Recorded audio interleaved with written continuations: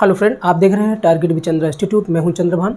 दोस्तों, हम लोग बात कर रहे थे आधुनिक भारत के इतिहास की, और पिछले वीडियो में हम लोगों ने बात की थी जितने भी बंगाल के गवर्नर हुए हैं उनके बारे में।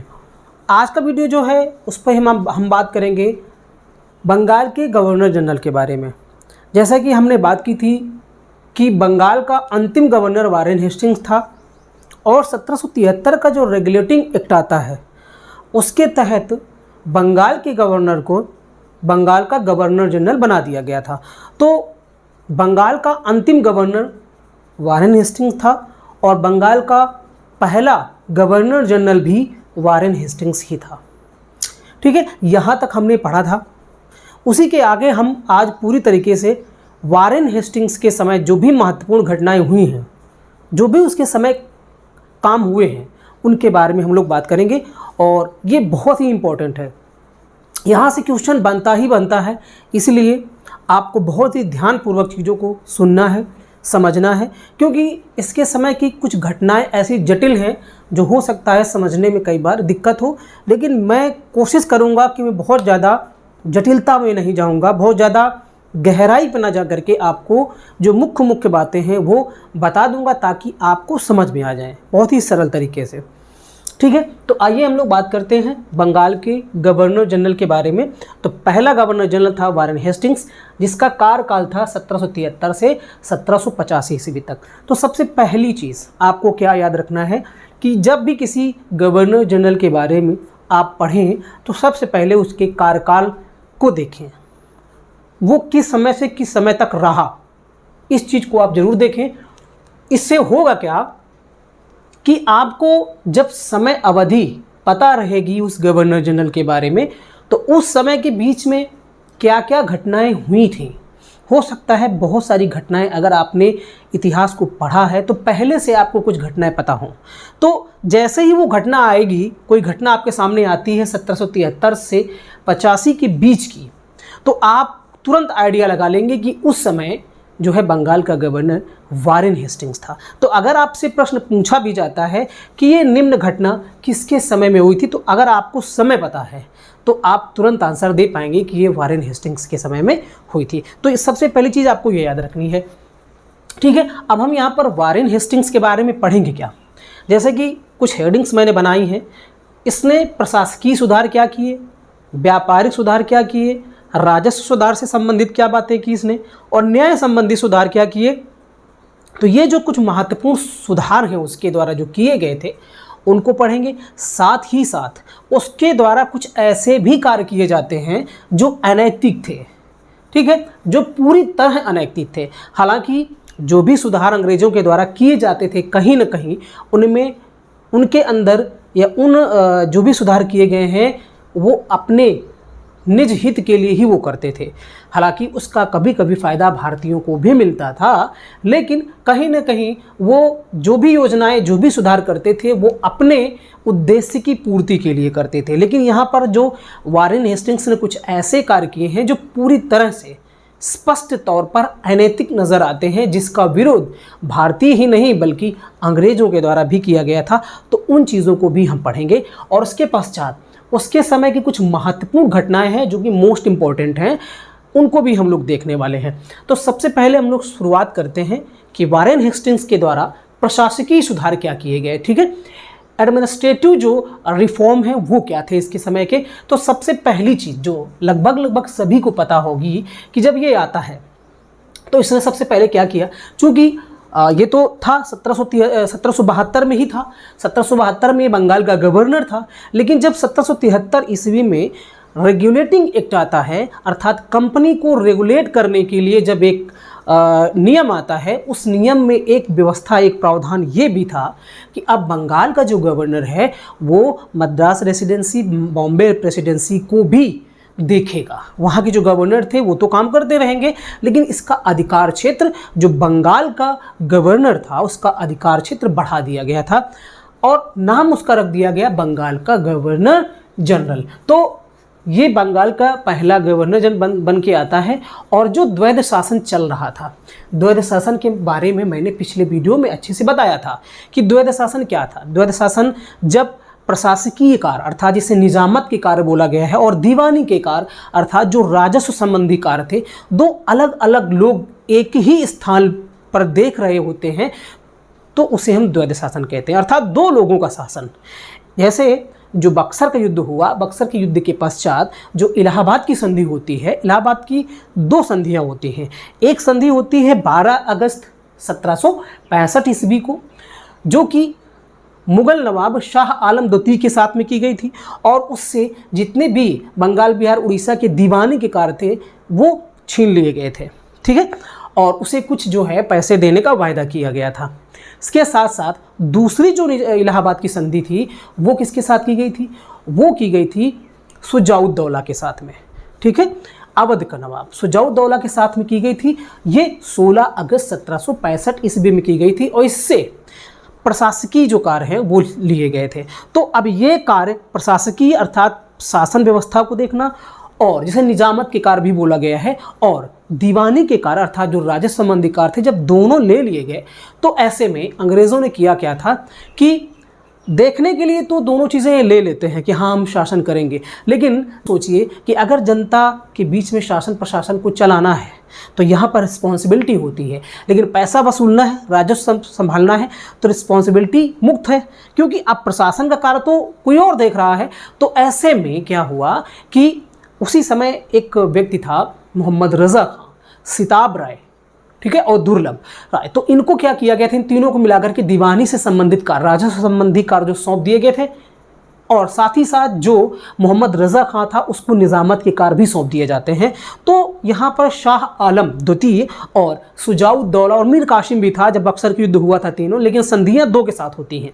तो यहाँ पर ये दोनों नाम मात्र के शासक रह जाते हैं, इनका कोई वजूद नहीं रह जाता है। सोचिए, एक शासक, एक राजा की शक्ति राजस्व से मिलती है, टैक्स से मिलती है। अगर उसके पास धन ही नहीं होगा तो वो कैसे सेना को रखेगा, कैसे अपना खर्च चलाएगा? तो उसके पास जब अधिकार नहीं होंगे राजस्व संबंधी तो वो शक्तिहीन हो जाएगा, और जब शक्तिहीन हो जाएगा तो उसे कोई अपना राजा मानेगा?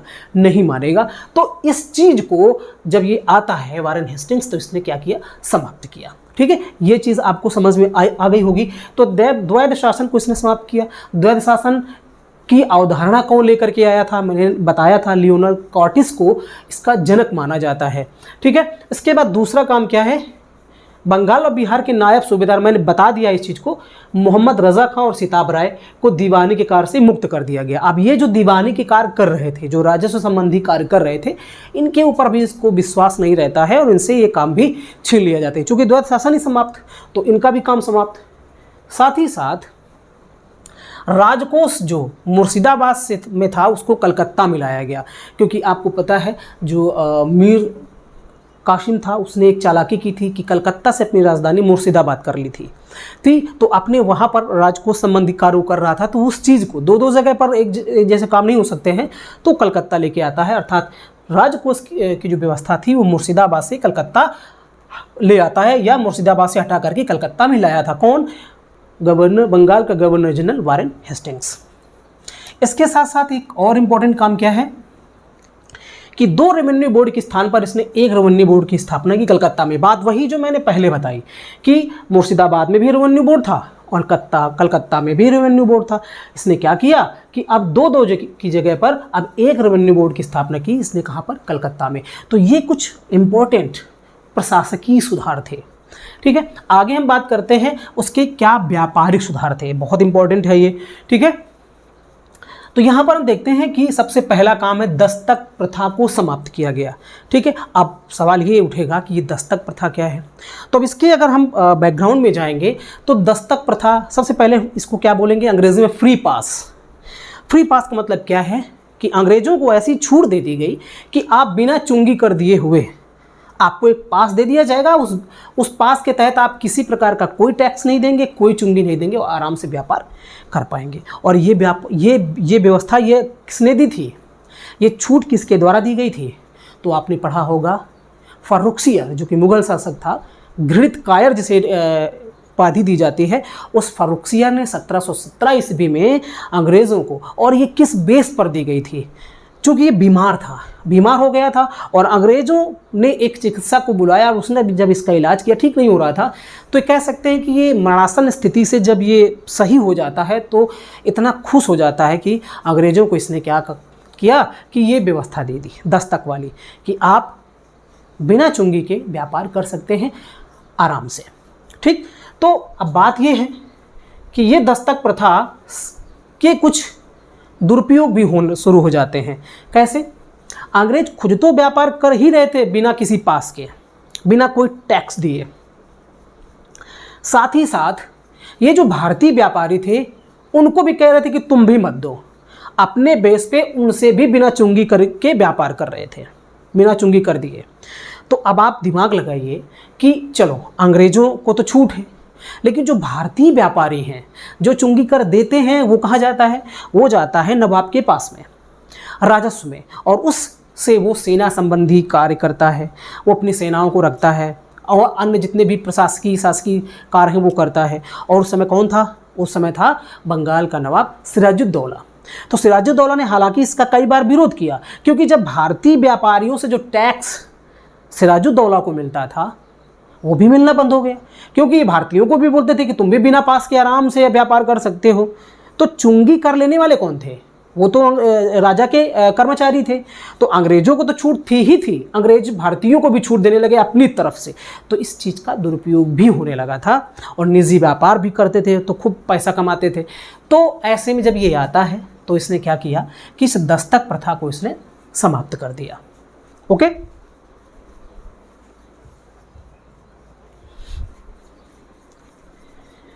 आगे है ददनी प्रथा। अब देख रहे होंगे यहाँ पर ददनी प्रथा का अंत किया इसने। अब ये सवाल उठेगा कि ददनी प्रथा क्या है। हालांकि मैंने बहुत पहले जब वीडियो बनाया था जो इस तरीके की व्यवस्थाएं थी, जैसे कॉन्वेंटिया प्रथा है, ददनी प्रथा है, हाली प्रथा है, मैंने इसका स्पेशली एक वीडियो बनाया था काफ़ी समय पहले। चाहे तो आप आधुनिक भारत की प्लेलिस्ट में जाकर के उसको देख सकते हैं। हालांकि मैं यहाँ पर बता दे रहा हूँ ददनी प्रथा क्या थी। ददनी प्रथा ये थी कि जो भारतीय किसान थे उनको कुछ अग्रिम पैसा दे दिया जाता था, पेशगी कह सकते हैं। ठीक है, तो संविदा पर पहले से कुछ पैसा दे करके उनको अपने मन मुताबिक फसल बोने के लिए मजबूर किया जाता था। वो बोना चाहते थे धान की फसल, जैसे अगर बंगाल की बात करें तो वो धान उगाना चाहते थे, लेकिन जबरन उनसे नील की खेती करवाई जाती थी। मेरे कहने का मतलब जो वो विदेशों में उसका व्यापार कर सकें, जिन फसलों से वो कच्चा माल प्राप्त कर सके और अधिक से अधिक धन कमा सके, पैसा कमा सके उसका व्यापार करके, ऐसी फसलों को बोने के लिए मजबूर किया जाता था और कुछ पैसा पहले से ही दे दिया जाता था ताकि वो बेचारे उसी में फंस जाते थे।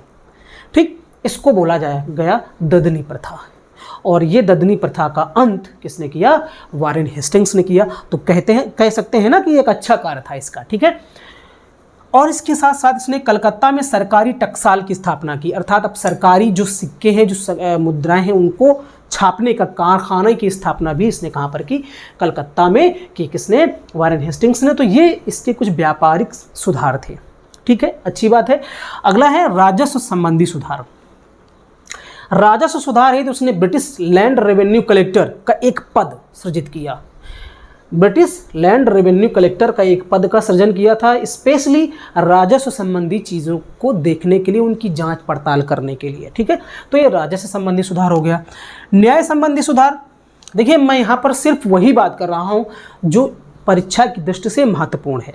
ठीक है, जो एग्ज़ाम में पूछी जाती है। हालांकि बहुत सारी कथा आपको किताबों में मिल जाएगी, लेकिन मैं सिर्फ वही चीज़ बता रहा हूँ और समझा भी दे रहा हूँ। ठीक है, तो न्याय संबंधी सुधारों में देखेंगे तो सबसे इम्पोर्टेंट चीज़ है कि इसको न्यायिक सेवा का जनक कहा जाता है। अगर भारत में शुरुआत देखी जाए न्यायिक व्यवस्था की तो वो शुरुआत वारेन हेस्टिंग्स के द्वारा की जाती है। और आपको शायद पता होगा, अगर आपने 1773 का रेगुलेटिंग एक्ट पढ़ा है तो उसमें एक व्यवस्था की गई थी कि उसी एक्ट के माध्यम से 1774 ईस्वी में कलकत्ता में एक सुप्रीम कोर्ट की स्थापना की गई थी।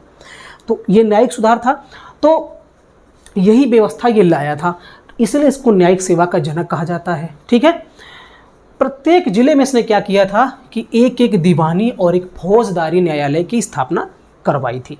अब दीवानी का मतलब है जो राजस्व से संबंधित काम हो, फौजदारी का मतलब जो है अपराधों से संबंधित जो काम हो। ठीक है, इसके साथ साथ 1774 ईस्वी में, दीवानी का मतलब जो सिविल मामले हों, 1774 में कलकत्ता में एक सर्वोच्च न्यायालय की स्थापना भी की गई थी। और यहाँ पर आपसे ये भी पूछा जा सकता है कि कलकत्ता में जो सुप्रीम कोर्ट खुला था उसके मुख्य न्यायाधीश कौन थे, तो इलिजा इम्फे, ठीक है, इलिजा इम्फे। इसके साथ साथ 3 और अन्य न्यायाधीश थे, उनको आप कैसे याद रख सकते हैं, उनको आप HCL आप ऐसे याद रख सकते हैं। एक तो था हाइट, एक था चैम्बर और एक था लेमेस्टर, ठीक है। तो ये HCL plus Elijah इम्फे, supreme court में 4 ये न्यायाधीश थे, जिसमें से एक मुख्य न्यायाधीश था इलिजा इम्फे, जो कि वारेन हेस्टिंग्स का सच्चा मित्र था। आगे हम अभी देखेंगे, ठीक है। तो ये कुछ इसके सुधार थे।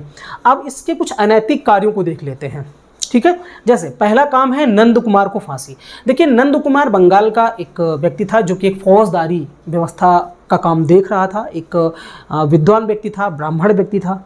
इसकी वारेन हेस्टिंग्स से कई बार छिड़ चुकी थी, अर्थात इनकी 36 का आंकड़ा था दोनों में, तो एक दूसरे को हमेशा पटकनी देने की कोशिश करते थे और इसलिए दुश्मनी इनकी पहले से चल रही थी। नंद कुमार ने क्या किया था कि वारेन हेस्टिंग्स के ऊपर एक आरोप लगाया जो सही आरोप था, कि इसने मीर जाफर की विधवा जो थी, मुन्नी शायद उनका नाम था, तो उनसे कुछ पैसा लेकर के क्या किया था कि नवाब की संरक्षिका के तौर पर स्थापित किया, अर्थात एक पद दिया, घूस ले करके किसी पद में बैठाना। ये काम किसने किया? वारेन हेस्टिंग्स ने। इस बात का विरोध, चूंकि ये घात लगाए बैठा ही था, पहले से इनकी पटती नहीं थी, तो नंद कुमार ने ये एक जो है आरोप लगाया और इसके संबंधित ये रिट दायर करता है। अब हुआ क्या कि वारेन हेस्टिंग्स ने उल्टा ही इसके ऊपर आरोप लगाया, उल्टा आरोप लगा करके, और कुछ भारतीय, मोहन नाम के व्यक्ति थे, वो जो है जा करके इसके खिलाफ रिट दायर करते हैं। और किसकी शय पर? वारेन हेस्टिंग्स के कहने पर। और जो आरोपी था वारेन हेस्टिंग्स, उसका तो कुछ नहीं होता, बल्कि नंद कुमार के ऊपर ही आरोप मढ़ करके उसको अपराधी घोषित कर दिया जाता है। और ये अपराधी घोषित कैसे किया जाता है? चूँकि मैंने पहले ही बताया कि जो कलकत्ता जो सुप्रीम कोर्ट था, उसका जो मुख्य न्यायाधीश था इलिजा इम्फे, वो वारेन हेस्टिंग्स का मित्र था। तो वहाँ पर उसने जज की तरह काम नहीं किया, निष्पक्ष तौर पर काम नहीं किया, बल्कि एक मित्र के तौर पर काम किया और उसने वारेन हेस्टिंग्स की मदद की और उल्टा नंद कुमार को ही आरोपित घोषित करके उसको फांसी की सज़ा दे दी गई, मृत्युदंड की सज़ा मुकर्रर कर दी जाती है। तो ये एक बहुत ही घिनौना कार्य था। इसकी आलोचना कई सारे अंग्रेज़ों ने भी की थी कि ये तो बहुत ही गलत है। और एग्ज़ाम में ये भी पूछा जा सकता है, बहुत इंपॉर्टेंट हो जाता है, कि भारत की पहली न्यायिक हत्या हम किसे कहेंगे? ये जो नंद कुमार को फांसी दी गई थी। तो भारत की पहली न्यायिक हत्या, न्यायिक इसलिए कहा जाएगा क्योंकि कोर्ट ने सज़ा सुनाई थी, हत्या इसलिए कहा जाएगा क्योंकि वो आरोपी नहीं था, ठीक है। तो ये न्यायिक हत्या, पहली न्यायिक हत्या किसकी की गई? करवाई गई नंद कुमार की, वारेन हेस्टिंग्स के द्वारा, ठीक है। इसके बाद आता है अगला मामला, चेत सिंह का मामला। चेत सिंह का मामला क्या था? चेत सिंह बनारस के एक राजा थे और जैसे कि वारेन हेस्टिंग्स के बारे में थोड़ा सा हम जान लेते हैं। इसने एक नीति लागू की थी जिसे हम रिंग फेंस की नीति या घेरे की नीति कहते हैं। रिंग फेंस की नीति या घेरे की नीति, और इसी का विस्तार बाद में वेलेजरी करता है और उसने अपनी उस नीति का नाम रखा था सहायक संधि की नीति, ठीक है। तो हालांकि है दोनों लगभग एक ही चीज़, पहले ये लाता है और बाद में उस चीज़ का विस्तार वो करता है वेलेजरी। रिंग फेंस की नीति या घेरे की नीति क्या थी? चूँकि अंग्रेज़ों को अगर भारत में किसी से डर था तो वो थे हैदर अली जो मैसूर का शासक था, और मराठे। चूँकि मराठे उस समय बहुत ही शक्तिशाली हुआ करते थे, वो चाहते तो अंग्रेज़ों को पराजित कर सकते थे, तो ये भयभीत रहते थे अंग्रेज़। तो इसने एक नीति ये जो चालू की, इसका क्या फ़ायदा था? इसका फ़ायदा ये था कि जैसे अगर हम माने कि ये मराठा साम्राज्य है, ठीक है, ये दक्षिण का एरिया है जहाँ पर मराठा राज्य कर रहे हैं, इधर ये आपका बंगाल का एरिया है, बीच में जो है ये बनारस का एरिया है, अवध का एरिया ये पड़ता है, ठीक है।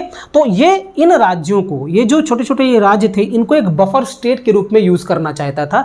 बफर स्टेट का मतलब बीच में, मध्य में, कि अगर ये आक्रमण करे तो पहले ये बीच में आए, हमें डायरेक्ट भिड़ना ना पड़े। और इनसे क्या करार करता था? इनसे कहता था कि आपको मैं सेना दूंगा, ठीक है, उसका खर्चा आप उठाएंगे और आपके इस पूरे राज्य की सुरक्षा वो करेंगे। इससे दो फायदे, एक तो सेना का खर्च उसको खुद अपनी तरफ से नहीं देना पड़ता था, और दूसरा क्या था कि अगर मराठे यहाँ पर आक्रमण करते हैं, अगर हैदर अली अंग्रेजों के ऊपर आक्रमण करता है बंगाल में, तो पहले इन राज्यों से उसको भिड़ना पड़ता है। तो ये फायदा, इसको बोला गया रिंग फेंस की नीति या जो है घेरे की नीति।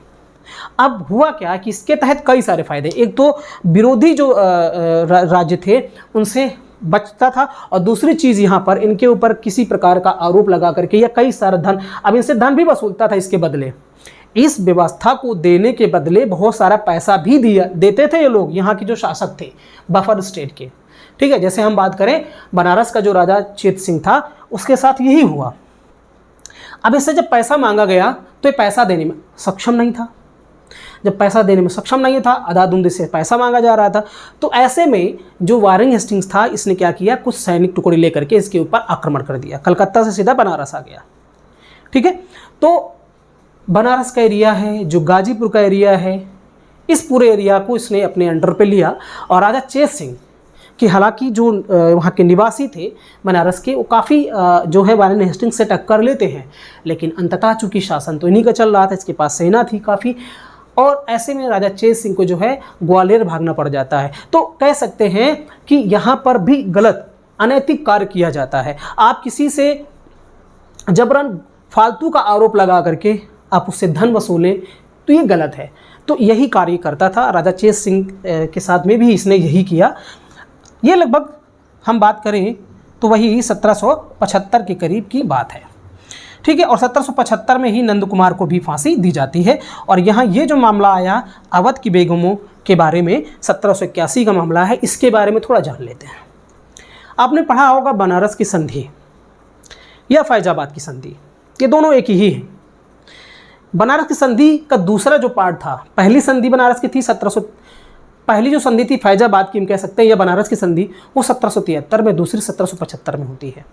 1773 में जो संधि हुई थी, आपको पता होगा कि अवध का जो था शासक शुजाउद्दौला, ठीक है, शुजाउद्दौला वही शुजाउद्दौला जो बक्सर के युद्ध में शाह आलम द्वितीय के साथ में मिल करके अंग्रेजों से टक्कर लेता है। और बाद में फिर आपको पता है कि द्वितीय इलाहाबाद की संधि भी 16 अगस्त 1765 ईस्वी में इसके साथ की जाती है, शुजाउद्दौला के साथ में की जाती है।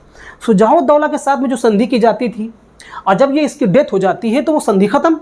अब इसके बाद शुजाउद्दौला का पुत्र आसफुद्दौला अवध का नवाब बनता है। तो अंग्रेज़ों ने कहा कि जब आपके पिता थे तो हमने उनके साथ एक संधि की थी, चूँकि वो रहे नहीं तो वो संधि समाप्त हो गई है, तो ऐसे में हम नए सिरे से संधि करना चाहते हैं। और नए सिरे से संधि करके फिर उसने क्या किया कि इनसे फिर धन वसूलना शुरू किया आसफुद्दौला से।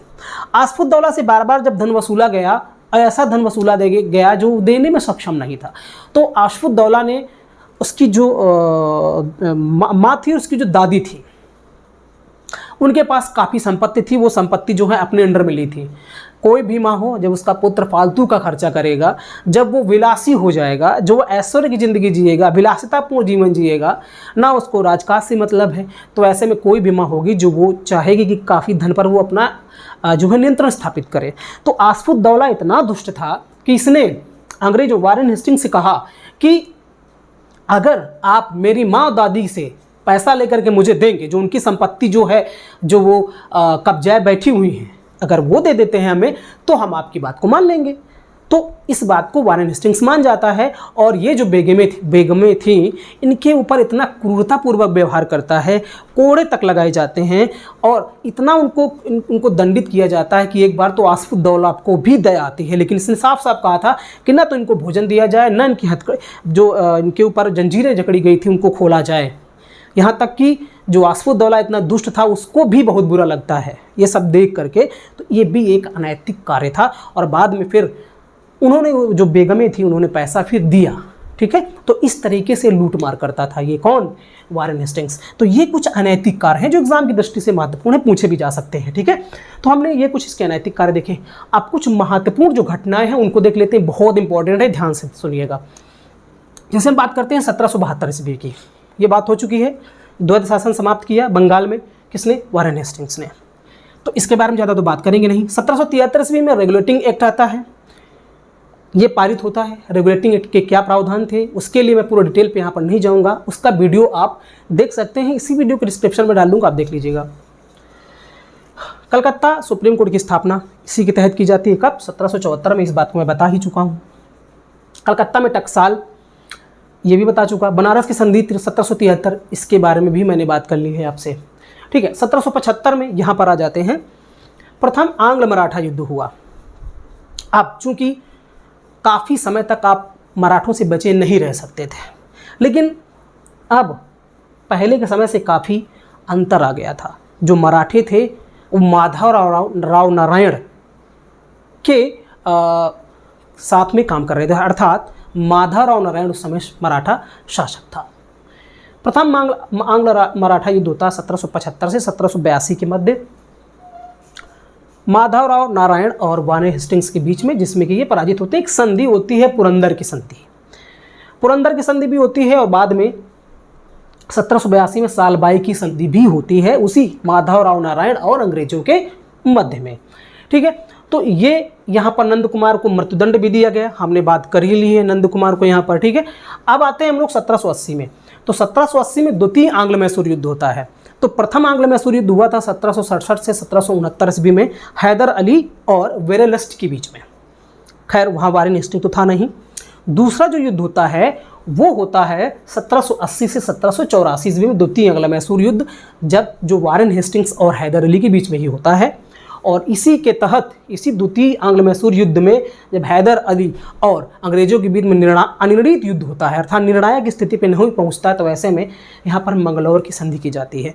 अब इस दौरान क्या टीपू सुल्तान था? हाँ, वो अपने पिता के साथ में युद्ध में उनके साथ युद्ध लड़ रहा था, लेकिन राजा कौन था उस समय? हैदर अली ही था, ठीक है। तो हम हैदर अली के पूरे फुल डिटेल पर नहीं जाएंगे। जब मैं बात करूँगा आपसे आंग्ल मैसूर युद्धों के बारे में, तो आप के सामने वो सारी फुल डिटेल के साथ बात करूंगा, हालांकि मैं इस पर बात कर भी चुका हूं, ठीक है। तो द्वितीय आंग्ल मैसूर युद्ध कब हुआ? वारेन हेस्टिंग्स के समय में। कब? 1780-84 में। सालबाई की संधि व हैदर अली की मृत्यु भी 1782 का जो युद्ध होता है द्वितीय आंग्ल मैसूर युद्ध, इसमें हैदर अली की मृत्यु हो जाती है। और आपको पता है कि 1790 से 92 के बीच में फिर तृतीय आंग्ल मैसूर युद्ध होता है।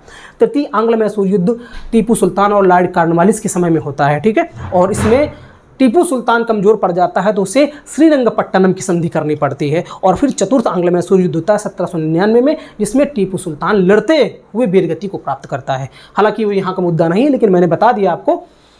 तो 1784 में जो मंगलौर की संधि हुई थी वो हैदर अली और वारेन हेस्टिंग्स के बीच में हुई थी, याद रखिएगा। और पिट्स इंडिया एक्ट भी पारित होता है इसी के समय में, ठीक है। तो ये सारी घटनाएं इसी के समय की हैं, इंपॉर्टेंट हैं। 1774 में रोहेलखंड का युद्ध होता है, और 1784 में एशियाटिक सोसाइटी ऑफ बंगाल की स्थापना होती है, ठीक है। विलियम जोन्स ने की थी इसकी स्थापना किसके समय में? वारेन हेस्टिंग्स के समय में।